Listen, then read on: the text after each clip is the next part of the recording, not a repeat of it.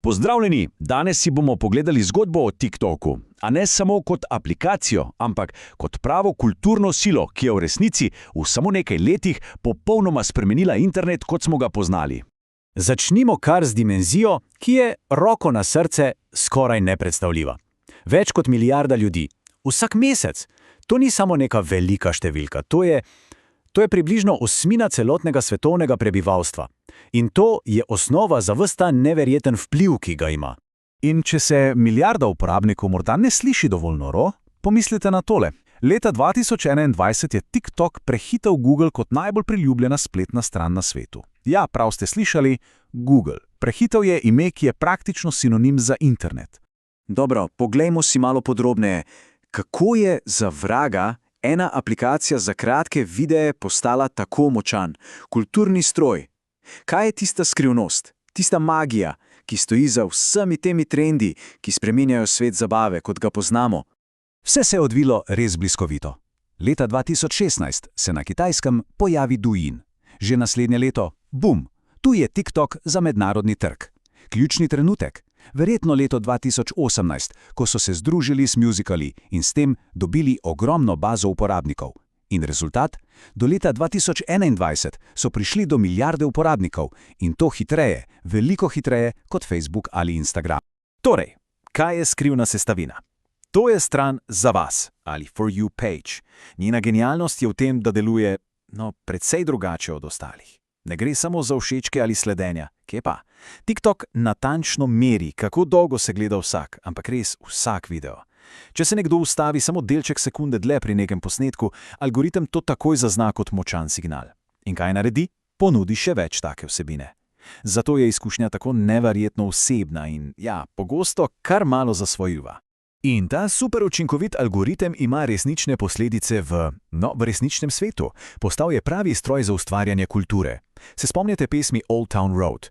Postala je svetovni hit, ker je bila TikTok trend. Ali pa klasika Fleetwood Macov, ki se je po 43 letih spet znašla na listvicah. Tudi to je bil TikTok. Skupnost #BookTok je popolnoma obrnila na glavo založništvo. Viralni recepti so poskrbeli, da je v trgovinah zmanjkalo fete in testenin. Vpliv je resnično otipljiv. Ampak ta mogočni stroj ima tudi svojo drugo plat. Temnejšo, bolj zapleteno plat. Z vsem tem globalnim uspehom so prišla tudi resna, ampak resna vprašanja. Vprašanja o varnosti podatkov, o cenzuri in o geopolitičnem vplivu. Vse se pravzaprav začne z ambicijo. Ta citat ustanovitelja podjetja ByteDance Zhanga Yiminga pove vse. Cilj ni bil nikoli samo kitajski trg, ampak svetovna prevlada. In prav ta neustavljiva ambicija je TikTok potisnila naravnost v središče geopolitičnega viharja, še posebej med Združenimi državami in Kitajsko. Osrednja točka spora. Varnost podatkov. Imamo dve zgodbi. Na eni strani TikTok trdi, podatki ameriških uporabnikov so varno shranjeni v ZDA, imamo projekt Texas, vse nadzora ameriški Oracle brez skrbi. To je uradna plat. Na drugi strani pa so pricurjali zvočni posnetki.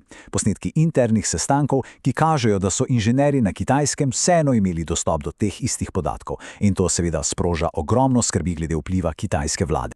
In skrbi se ne ustavijo samo pri podatkih. Daleč od tega. Obstaja kitajski zakon o nacionalni varnosti, ki bi lahko, vsaj v teoriji, prisilil ByteDance, da preda podatke vladi. Potem so tu obtožbe o cenzuri, recimo o temah, kot so protesti v Hongkongu. Pa seveda vpliv na duševno zdravje, predvsem pri mladih. In ne pozabimo na širjenje dezinformacij. Seznam je kar dolg. Zaradi vsega tega se je svet seveda odzval. Prihodnost TikToka ni več samo tehnološko vprašanje. Kje pa? Postala je predmet resne, intenzivne politične bitke, ki poteka po vsem svetu. In ti odzivi so zelo različni. Na eni strani imamo Indijo, ki je aplikacijo kar popolnoma prepovedala.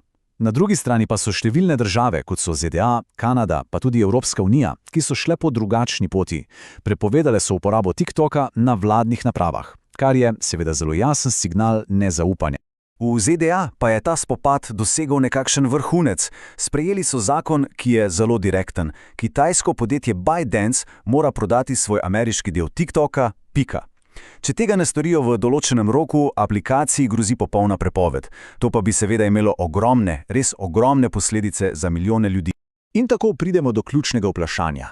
Kaj je torej TikTok? Je nedolžen kulturni povezovalec, ki nas združuje s plesom in glasbo, ali pa je v resnici resna grožnja nacionalni varnosti, orodje za tuj vpliv?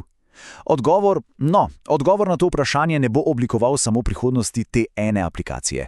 Verjetno bo sooblikoval prihodnost celotnega globalnega interneta.